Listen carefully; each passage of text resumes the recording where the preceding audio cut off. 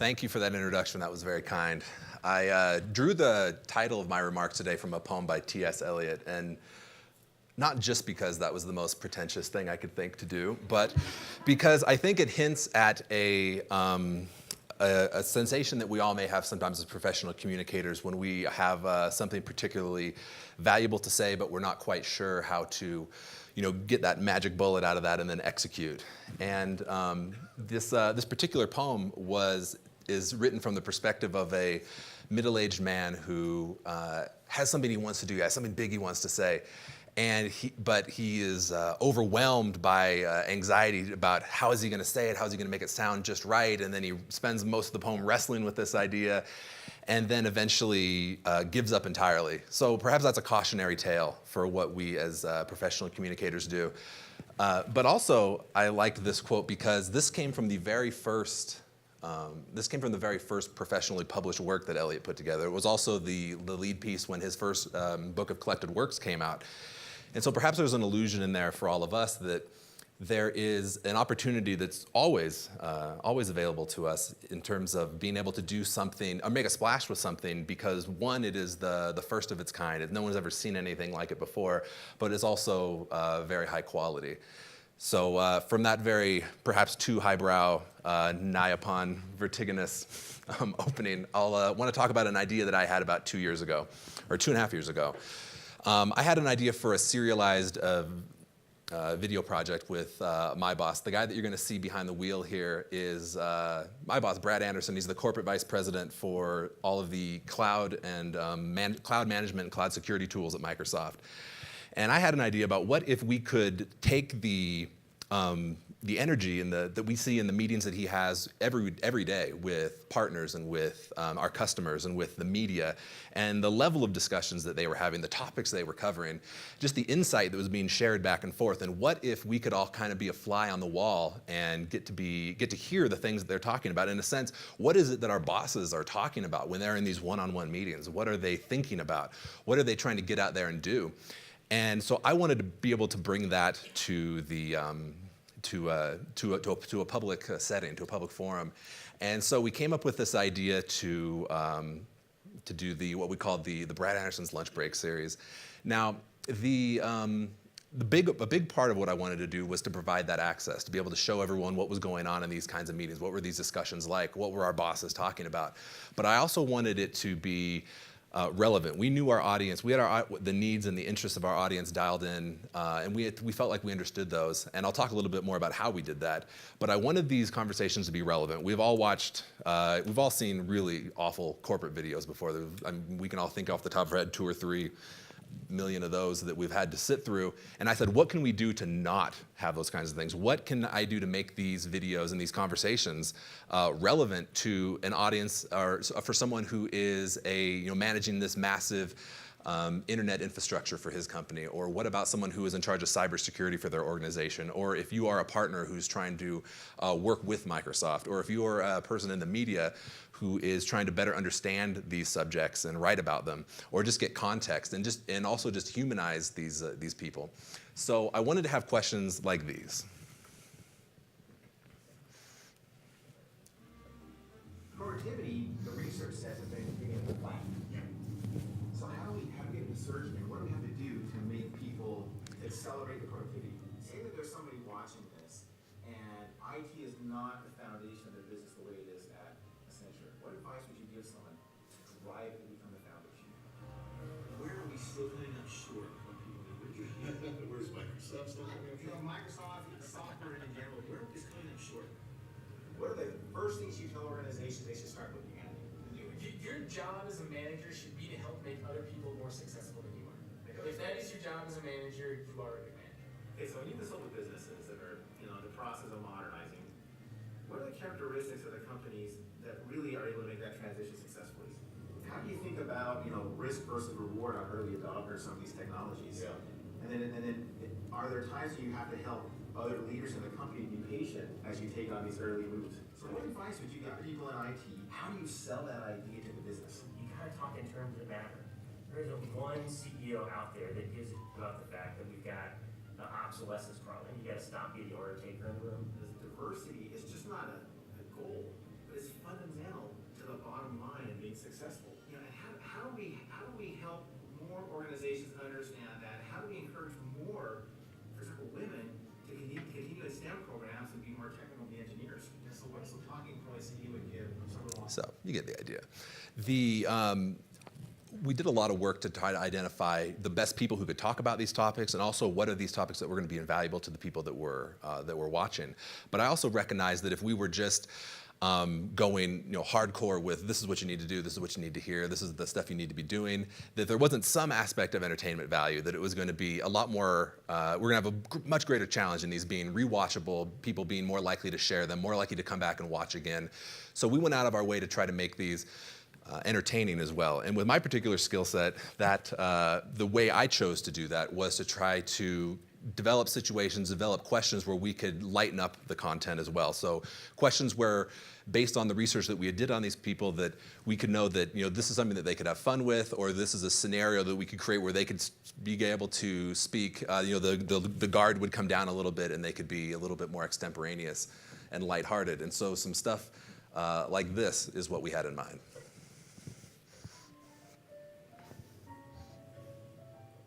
Hey there, Andrew.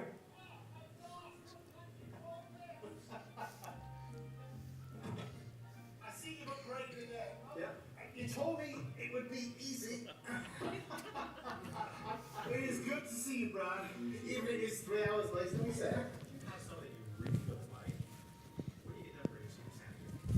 Soon? Let me ask you a question, because this is reverse to what I'm used to doing. Yeah.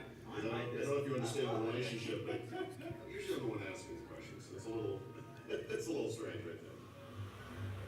So you were in the military for a while, right? I was, yes. So if you were in a vet, push-ups, how many push-ups would you do? Today, Huh? I think I could do 65 to 80. Oh man, you killed me. That's a good thing we did decide to have a push-up competition. I'm actually quite impressed. Your driving skills are better than the average American, at least the ones I'm not I've sure what that bar is. We're gonna play a little game called This or That. Okay. So I'm gonna give you 2 topics, and then I'm gonna walk you through a couple of phrases. You're gonna tell me is it this or that. So the topics are gonna be tech reporter or a silverback gorilla. Although highly vocal, they struggle to communicate with humans. It's tech reporter. In their prime, they're about 5'9", 390 pounds. Are there any companies you wish you would have acquired, Well, I think there are probably some I wish I did acquire. Okay. Now I have a question for you. Yeah. What's your most embarrassing moment at work? Most embarrassing moment at work. Bonus points if it's at Microsoft. Yeah, have you met Ben, my comms manager? Rude. All right. So we'll talk about how that happened later. So that was kind of the tone and the style that we were going for. We wanted it to be fun for the people involved, so that it would be easier to recruit more people to participate in the future. And we've done a really good job with that so far. So to this point, we have over 90 episodes on the Microsoft YouTube channel. We were invited to move our series over there after the first 4 that we kind of did out in the wilderness a little bit. Season 8 is now nearly halfway done, and we have season 9 already shot and ready to go. And we've been able to take this on with us when we've traveled. So we shot, of course, a lot of this here in lovely Redmond, Washington.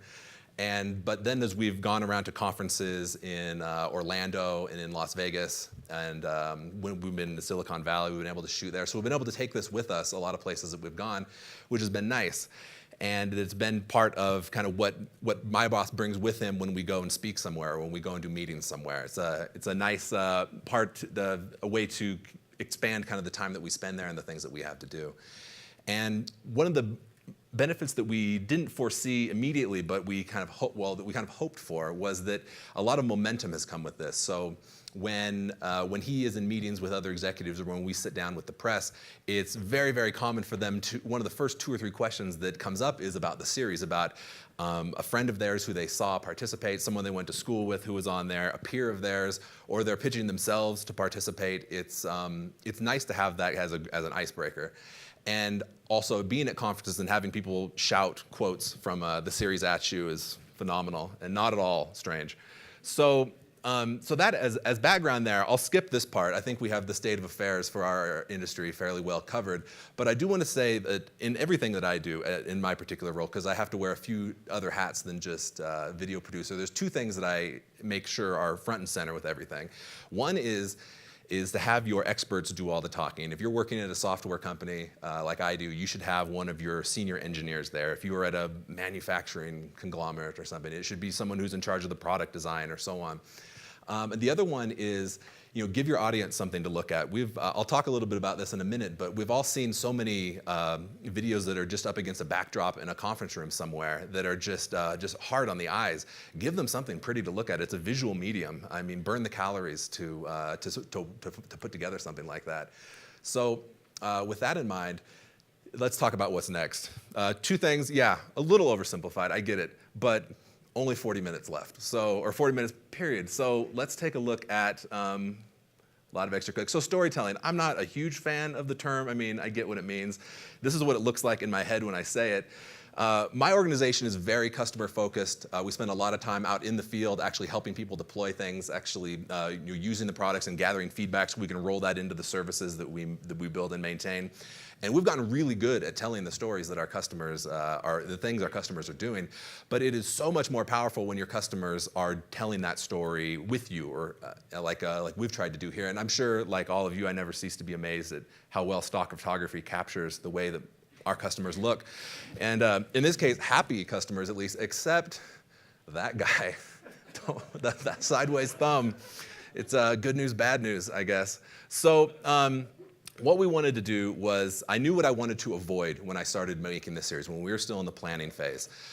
First off, as I mentioned just a moment ago, we've seen so many videos that are against a beige wall in a conference room. The light is bad. There's a shadow. Someone's standing in the shadow. The sound is bad. It's either way too quiet or there's an echo because it's in a room with hard floors. And it's just two talking heads going back and forth. The other thing I wanted to avoid was the really, really canned questions. We've heard these where there's just softballs getting lobbed back and forth, arranged beforehand, of course. The answers are on cue cards, and just the corporate vernacular that is, it's so broad that it can mean anything, and it ultimately doesn't mean anything at all.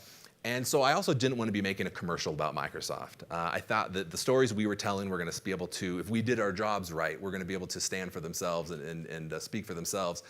And we've also all seen enough corporate glamour shot profiles or pieces put together. Those things make the people who make them feel good, and it makes you feel good maybe if you work for that company and you look at that. But I think that we've all developed enough of a filter that that goes right over our heads.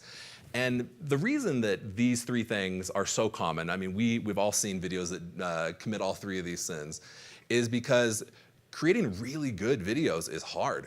It is really exceptionally hard to do well. And these three things are the shortcuts that you can take to unburden some of that difficulty. For example, if doing the location scouting, finding a great place to go, having prepping that place to be lit well, to be mic'd correctly, to have a nice place just to go and do it, that's hard to do. That takes time. If you skip that step because it's too hard, that's where we run into problem number one. Next, just the banal questions that go back and forth and the canned answers.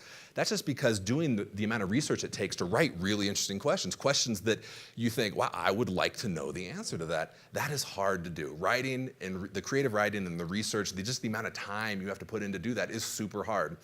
And then creating content that is also watchable, and just the time and the empathy and the engagement that takes is also very difficult.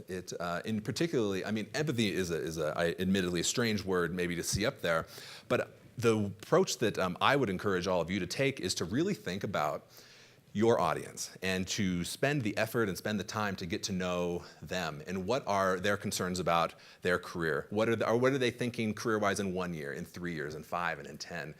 What are the things how are they thinking about the trends that are emerging, technologies that are emerging, how it's going to change the way that they do their job. In the technology sector, there's a lot of concern about how is the cloud going to change the way that we work? Is the technology I'm using today that I've built my career on, becoming an expert on, is that still going to be here in 5 years? What do I do next?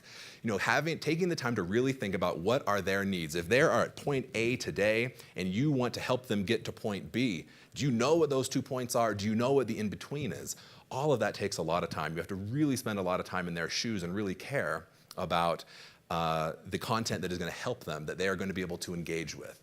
So there's arguably a fourth category here too, and it is the willingness to push a proverbial envelope. You know, when we were doing this series, there was nothing, Microsoft had not done anything like this before. Microsoft has a world-class marketing and PR operation, but they had their own projects, and so when we over in engineering said, hey, we have an idea for this, they're like, that's awesome, go for it, keep us up to date. But we paid for this out of our own pocket, and we went from there. And so I kind of had 5 things that I kept in mind as I was starting to build it. You know, one was I wanted the content to be original. Obviously, by the time we started, we've all seen the series that we're paying homage to here that Seinfeld does. He was 2 seasons into that. We were still well over a year before Carpool Karaoke came along. And so I wanted something that was really unique. I didn't want someone to watch this and be like, hey, you know what, Google does something really interesting like this too. Or, hey, at Intel for their internal meetings, they have something they do like this. I tried to audit as much of the industry as I could to make sure that we weren't going to be repeating anything else that was out there. I also wanted to get outside of that standard PR setting that I was talking about a little bit earlier. I found that, and I've shot hundreds of videos like this where it is 2 stools and it's a camera that's locked off and there is a hard light on both people and the microphones over their heads just out of frame. The defenses go all the way up. Everyone is being very, very careful. They've been trained for this. It is exactly what they're trained to do, is to give you the most safe and generic answers, interpret them as you may. And I wanted to think if I want to capture the conversations that these kinds of leaders and journalists are having and these analysts here, I wanted to get them in as casual a setting as possible. So if you were literally riding along in the car, this is the kind of things you might overhear them talking about.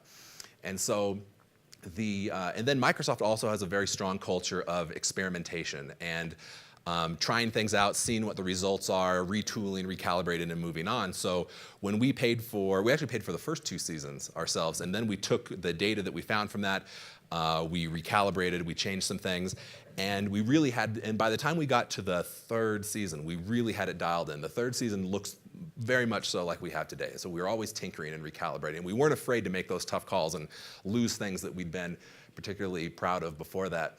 So 3 things that I'll spend the rest of my time covering is, 1, I want to talk about some of the context and factors that we used or created along the way to make this happen. And I think that some of these points are things you'll be able to reverse engineer if this is something you're interested in doing. Second, I want to look at how we moved this from an idea that we had on a whiteboard to the point where we were able to start hitting publish online. And then finally, I want to talk about the metrics that we've seen, how we've been judging our success, how we've been measuring how successful we've been. So step 1, this is a meta joke. If you were born after 1982, you're not going to get it or want it. It is, so looking at this, so here we are in the greater Seattle area, and I mentioned 2.5 years ago, so it's April 2015 here in Redmond. My boss and I were coming off of a series of really successful keynotes. Conference season was winding down. We'd done several internal videos that had been very, very successful and a bunch of one-off single videos that had been successful. And I started thinking about how can we serialize this on a regular basis? And going in, I had 3 really big advantages.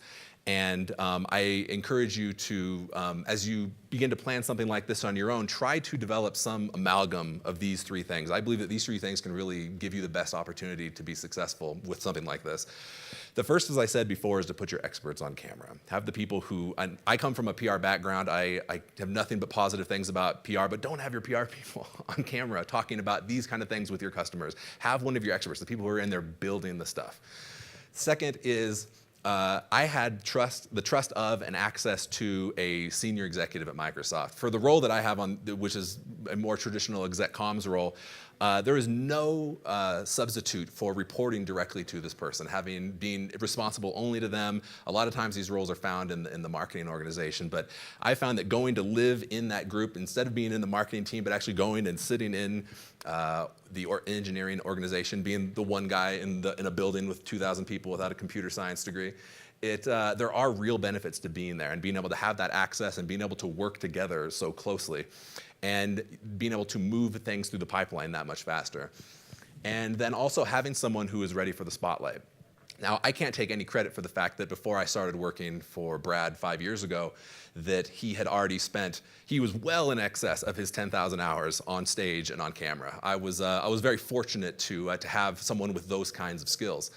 And I was able to then take that and really to use those things right out of the gate. So I guess as we in the communication, we like to think of ourselves as artists in the communications field. So if I was artist here, I had a great set of paints and a very extensible canvas, but I still was responsible for painting something nice. So those three advantages were great. And as we talked before, it was that willingness to push the envelope as well. There was, he was willing to take a risk and try something different.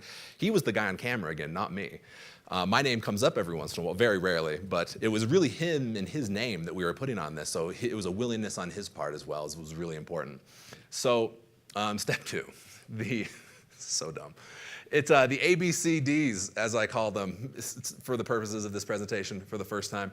But we do it in reverse. Starting with development, at a really early stage, we saw that there was a lot of work that we needed to do to identify who are people that we could have participate in these stories. People who, we needed people who could perform on camera also, or he needed a counterpart. Brad needed a counterpart on camera that was strong, but then also someone who had a success story that they could tell, or who was in the process of making a switch and could talk about what it's like to be, in media res there in the middle of that process. And so I wanted to come up with questions that could demonstrate business value and things of that sort, that we could really show, like, here are the kinds of decisions that are getting made and the kinds of, once again, going back to being able to be a fly on the wall. And some more questions like, the thing I went into every one was, if I didn't work at Microsoft, would I care about the answer to this question? Are we writing questions that are legitimately interesting, or is this just make me feel good because I get a paycheck twice a month? So we looked for questions that, here's another sample of a couple. There's an article in which you were featured quote in the Wall Street Journal. You talk about how IT has to lead the charge. Yes. What advice would you give to IT professionals on leading the charge? So the work that you do in mergers and acquisitions, you're always looking ahead. What's a piece of technology right now we're going to be using in the future that maybe isn't on the radar of people today? Okay, so if you're going to be brought in, maybe do this, to consult with a Fortune 500 company in their IT organization, Right. and they had been resistant to some of these modern things that are happening, what advice would you give them? Where would you tell them to start? So what's the number one thing keeping people in their jobs? If I had to be honest, I would say fear. And how do you present those ideas to the board? I think it's a very good question. A lot of CIOs have had to reinvent themselves. What used to work no longer works.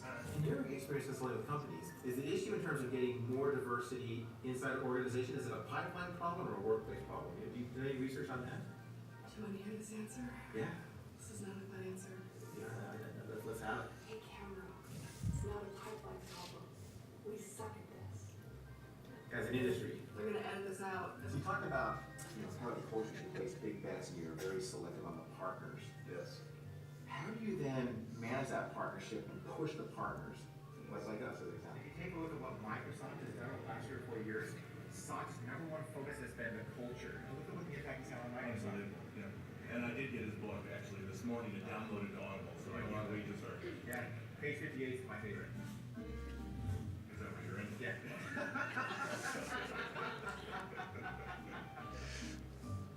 So yeah, so once again, these are just a non-representative sample of all the questions that we've had, but things that we recognize that these are things that our community, our audience was struggling with. If you are midway through your career, how do you get to that next step? If you're in an IT organization and you feel marginalized, how are you going to be bubbling up the value of the things that you can offer your organization?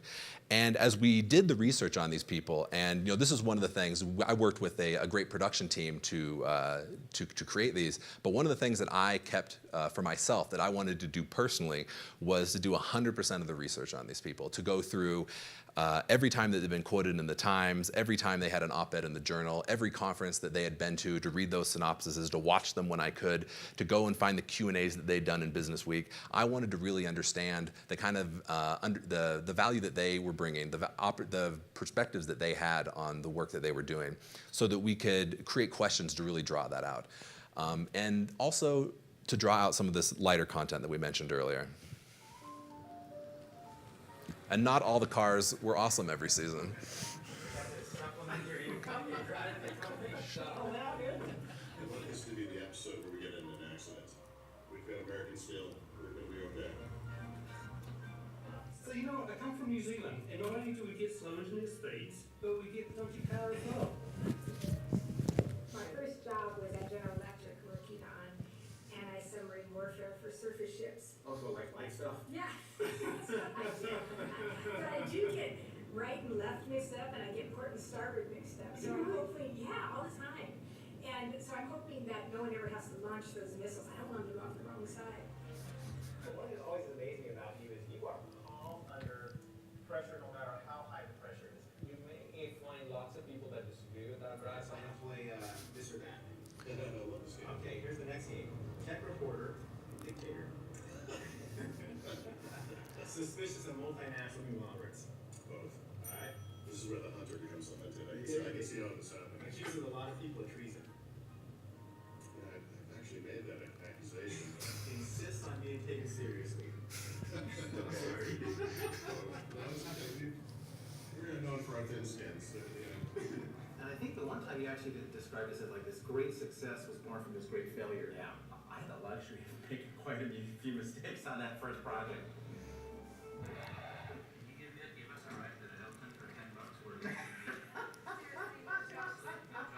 No, we're filming right here. Yeah. I don't know, that's how high it is. I don't know where the Hilton is. Did you hear that, Ben?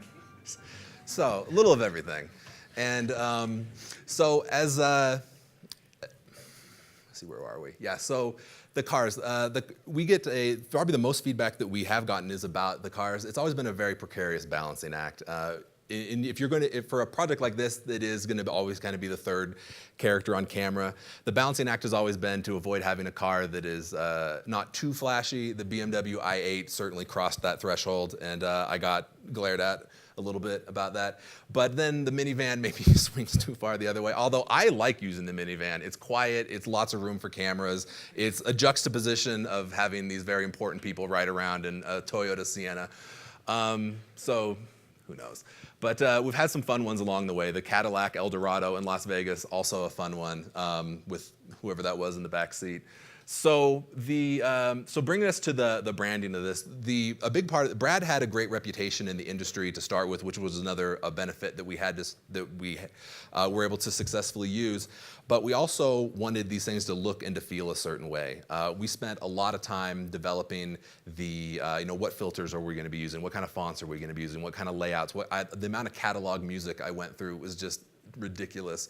And then coming up with the kinds of questions. We wanted people to have a consistent product when they came along, that I wanted them to laugh at least twice along the way in each 4-minute episode, and then also learn 2 or 3 things that they could drop into casual conversation that they were able to learn here. And I think that by and large, we've been able to be fairly successful. And if that all sounds like a lot of work to do, the hundreds of hours that went into the background for this, I can assure you that burning those kind of calories is the heat necessary to forge something worthwhile here. And so the last part of the alphabet here in terms of the acting, the great unsung hero of this series is this. That is an earpiece that can go dangerously far down an ear canal so that I can be relaying information to Brad as we drive. Anytime there's a piece of video content, there is a ton of pressure on the person on screen to carry what is happening there. I make it inestimably more difficult by then making him drive a car and have a conversation and having to respond and think about the answers that he's getting and while doing that. And so I've tried to come up with as many ways as I can to lift some of that burden. One is that and I think this next photo suffers from the magnification, but I have in the car as we're driving just a giant binder full of information, quadruple the amount of information we could ever cover, so that I can be feeding him the next question. So basically how we run it is we have the first two planned in advance, we know what we want to start with, and then based on how those first two questions go, I go down the list and I find the third one. And depending on how that question goes, we let the conversation wander for a little while, and then I choose the fourth question. And then from a separate binder full of the lighter stuff, I'll weave something in. It very much is the offensive coordinator calling in plays to a very experienced quarterback.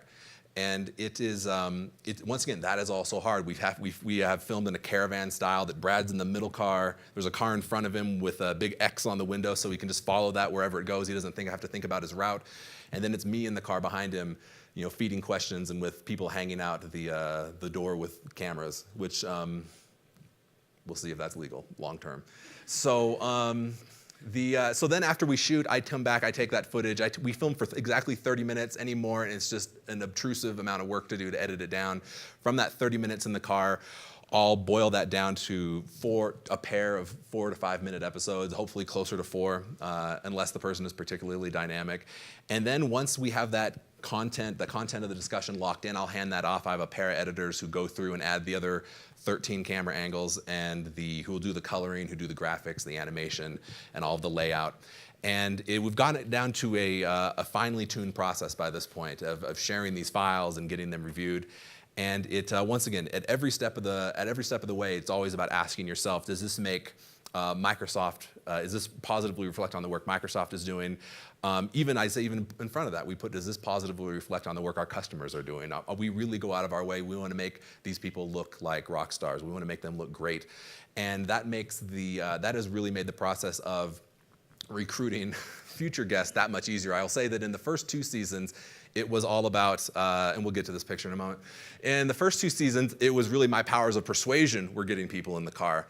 And since then, it has been a lot more about diplomacy in terms of politely declining certain offers to participate, and then perhaps when other people have been invited and then their boss co-opts the invitation because they want to participate. So it's been great to see that kind of momentum move and that kind of positive association with Microsoft, the kind of positive association that they have with Brad and the interaction that they have with him has been really powerful. And I would say we're going to talk about metrics here, and I would say one of the most important metrics is that the relationship building that it offers a senior executive at one company to build with another, so they can keep those lines of communication open, so that we can better help them do the work that they're doing, and they can better do the things that they would like to go do. So I would say that relationship is maybe the most important part of this process. It justifies the cost of the production entirely, in my opinion. So in terms of metrics, as the poet David Blake said, if it does not make dollars, it does not make sense. You all know him as DJ Quick. But when we are thinking through, how do we judge what the success of these videos? Certainly you can look at page views. I think that is a what's the term in research, that using a univariable way to look at the success. I wanted to, we have several other ways that we've looked at it. So when we use these videos have been used for the lead gen funnel of developing qualified leads for Microsoft products and with a new customer base. We've discovered that when we use these for lead gen, that there was an 86% reduction in the cost per qualified lead. And when those amounts can be, hundreds of dollars, that is a significant move. We also use these videos as kind of the carrot when we were directing people toward click-through content, whether that was a webinar or whether that was a white paper. It was hey, hear what this person has to say about this. Click here, go through. We saw that there was a 99% reduction in the cost per click when these videos were used for those things. And now, I love doing these videos just for the sake of, I just love the game of making them. So I could very easily justify making these just because it's art for the sake of making art. But so the awareness is one that is close to my heart, looking at the relationships we build with fellow execs, the relationships we build with the media. You saw one reporter on there saying, I don't know if you understand it, but I'm usually the one asking the questions. I mean, people love watching that table get flipped. And then the feedback that we see on social media, people sending us questions, people sending us nominees for people that should participate, some people who haven't been really on our radar before who we've gone and had great conversations with. And then, as I said before, the recruitment of future guests has gotten much easier. So these are some of the numbers that we look at that makes us think that there's value here beyond just the qualitative feedback that we've gotten. So.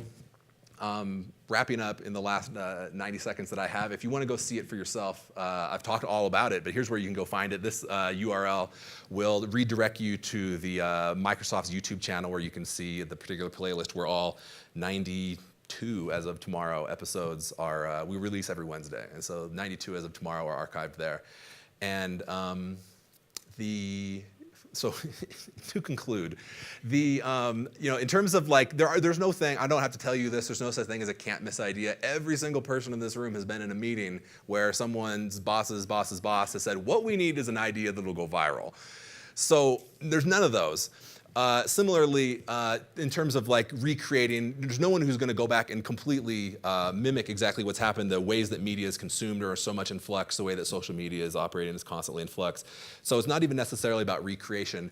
But what I hope I've shared in part is a checklist or some points that can be used to, as I said very early on in the presentation, reverse engineer some of these practices and some of these things that we've done to be successful. And so wrapping up, these are the last things, and then I've been asked to spend 5 minutes on Q&A. So once again, have your experts do the talking. There is simply no replacing this. Give your audience something nice to look at. I know it sounds like that is like it's a nice to have to tack on at the end. Do it first. It's a visual medium, something pretty to look at. Avoid those common production shortcuts that I talked about. We do those because it's hard, and then you're not happy with what you made. Do your homework on the people. Have a sense of empathy as you do so. Create things that are worth watching. Be a curator. That's the coolest part of this job is when you have, once you have your idea and there's 100 different ways you can go with it and you choose one, and then there's all these sub-ideas that you can have and you get to choose one and you get to keep choosing and curating what your idea is going to look like. And to me, that's the most fun part. At this point in my career, I just love the process of developing these ideas. I work with a lot of different groups around the company who are in the process of doing similar things, and that's fun for me. I do that in addition, basically, to the day job. Just for the love of the game, like I said. And so with that in mind, if this group was a little bit larger, I don't think it would be feasible to say this, but if you have an idea of your own, contact me. Let's talk. I just love to brainstorm these things. I'd be happy to set aside a half an hour or an hour to talk through what you have up next. And because this stuff is awesome to do. The payoffs are huge. And if so, of course, that means it's super hard to do. But it's an awesome opportunity to tell some great stories. So thank you very much, you guys.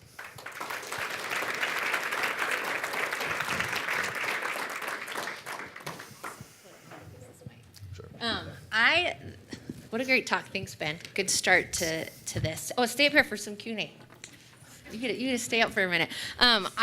One thing that kind of stood out, well, a couple of things stood out. Number one is the deliberate and intentional use of YouTube. I love that because YouTube is what they say is the second largest search platform right now, and it's something that we talk about often is leveraging YouTube in a very intentional, deliberate way because obviously you're seeing value from that.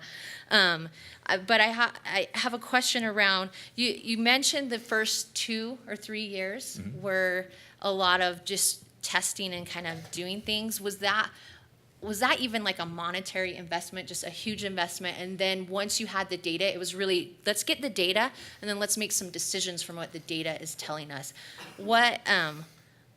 Was that just a big investment into that? And then what decisions came out of that data that you acted on? One of the things that I was trying to ramp up as quickly as I could was, the idea of dress for the job that you want. I mean, who knows what job I want today, right now, in a hoodie on stage in front of business people. But I wanted these videos to look a certain way and to sound a certain way. And those first 2 seasons, we were really struggling to not struggling, but we were really trying to fine tune what kind of topics do we want to cover? How do we want to, what angle do we want to take it from? What do we want these things to look like? And I go back and watch the first 2 and it's just cringe. I can't do it. But it was also looking at, there was also certain kinds of guests. We learned we had to be maybe, there were some people who would be able to tell that story a little bit better and really just kind of narrowing down on who could tell that best. Awesome, thanks. Any other questions? What questions do we have for Ben while he's here? Chris. From a marketing perspective, what were some things that surprised you, or what were some things that maybe you had videos that went super viral that you weren't planning on it? What were some unexpected things that you guys learned from? One of the things that surprised me was how we have done most of the promotion on these organically, and there have been occasions where for some ones that we particularly liked, we would add some money to amplify across Twitter and in LinkedIn and in Facebook, and then also ads on YouTube. And what surprised me was how just a little nudge in that way really, really paid off. Like we saw that it was really just a matter of putting these things in front of people, that there was more interest in some of these more arcane topics than we anticipated, and it was just the amount that, once again, it's people are watching. There's a very low bar to entry to watch a video. I mean, to get people to go read a white paper or watch a webinar, like, oh my gosh, that can be really hard. But 3 minutes to go watch a video in an interesting looking car, I mean, it's. I was surprised by how much bang for the buck we got there. Awesome. Alex. How often are you tempted to mess with your boss with your people? Well, it's funny you mentioned that. Actually, I'm glad you brought that up because there was the question in there about what was your most embarrassing job experience at Microsoft, and I knew that was going to be a serious one because he had a serious answer to it that didn't make it on because it was a funny part of the presentation.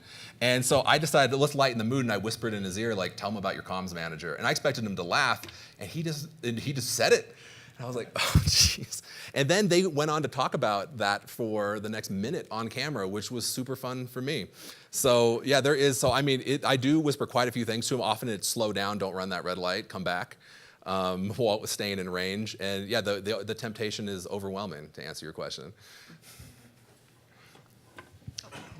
Hi there, my name is Holly. How often did you involve Brad with your planning or content decisions, or what you were going to ask some of your people that were driving along with him? That's a great question too. We, at a pretty early stage, he was a big part of kind of developing kind of what the format would be. He liked the idea of being customer centric. He liked that, having cool cars involved, like that. Of course, we did have a Nissan Leaf one season too, which was maybe less exciting, but still quiet, great for sound quality. And so he is very involved, to answer your question specifically. So I show him the questions that we have developed pretty early on and let him kind of sort through the ones that he likes the best so we can bubble those up to the top. We do the same thing with the customer as well, so they can put their 2 or 3 near the top. But the lighter content I usually keep from everyone, just so that the responses are that much more organic. So I show him the serious stuff, I guess, is the answer to that question. Great. Oh, yeah, go ahead, Preston. Like at this point, it's not as hard for you to get someone, like an invitation goes a long way just because they know someone or they've already seen an episode. When you first started out, how did you pick those initial people? Just like I'm sure it was a foreign concept. Right. Was it harder to get bigger names? It was. The way that we did it is these videos, if we were to film just one in a day, just one by itself, one person, and then go home, it costs around $30,000 to do one of them. But you can shoot 7 people in a day for less than 100. So there is an economy of scale there that if you do a lot in a day, and so the way that you get that many people together is you wait till there's a big conference. So we waited until there was a conference on campus in Redmond. And then I looked through the list of attendees. I had a friend in event management who was able to share that list. And I started contacting the sales account reps for each of those people attending. And I said, hey, I pitched it as I may have played up the glamour, vanity aspect of the product heavily at that point, and said, like, this guy's great. The brand is a household name. Would he like to be a part of it? He or she like to do this, and really let them run with it from there. And it makes the account rep look great for bringing this opportunity to the table. And so it took a village very early on. Right there. So one of your last takeaways was don't create shortcuts. But I also have a small team, so I think you gave a little bit of insight in your last answer there. But what are some of the takeaways you have to kind of minimize the work for maybe a smaller team who can't put in as much time? Yeah. Is it worth just extending the amount of time to get the quality where you want it? I think that a lot can be done with a lot of that quality is going to end up being the content. Just how valuable is that discussion that's going to take place be? The good news is that the technology has gotten so good that very, very nice cameras now are affordable. Really great editing software is affordable now. That the technical aspect of it is pretty easy to solve. I mean, I've shot a lot of videos before in previous roles where the budgets were very small, and just finding the atrium of a building or somewhere nice to do that, so there's a nice backdrop, and then if you can take away the ugliness factor by shooting it somewhere nice, if the content can really become the king there, as they say, and just taking the time to write that great content. And because people are going to remember what was said far more than they will remember what car we were driving that day, for example. I mean, the cars are really just the carrot that we use to get the casual viewer to watch long enough to hear something that they like. Thank you. Thank you. Let's Great, give thanks. Ben a round of applause. Thanks for your questions.